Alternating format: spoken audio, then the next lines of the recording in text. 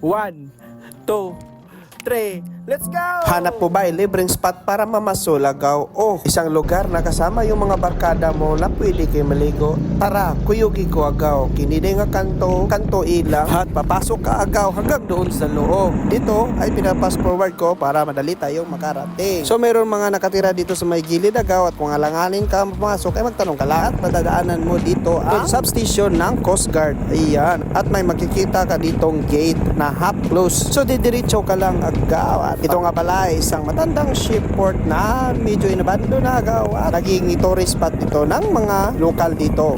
At dito ay mayroon din nagtitindaan ng mga kakanin at mga chichirya agaw. So hindi ka problema sa mga kakainin mo dito. Papas forward na lang ulit natin. Ayan. So malapit na tayo. Tanaw ko na ang dagat agaw. So hanggang dito lang yung motor natin ipapark kasi hindi na pwedeng ipasok doon agaw. Okay.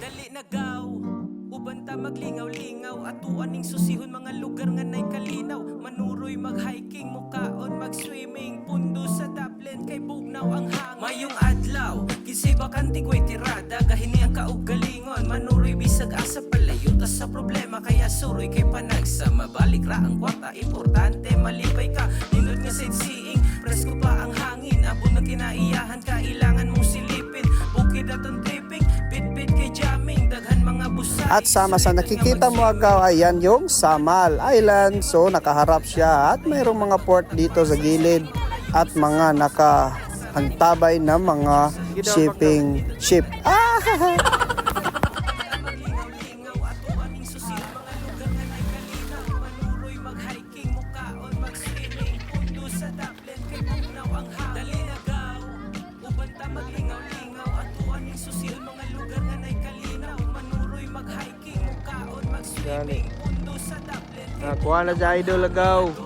Dance, magtapok ka sa dalan kung asa dali ron. mga nindot na kinaiya. Turra.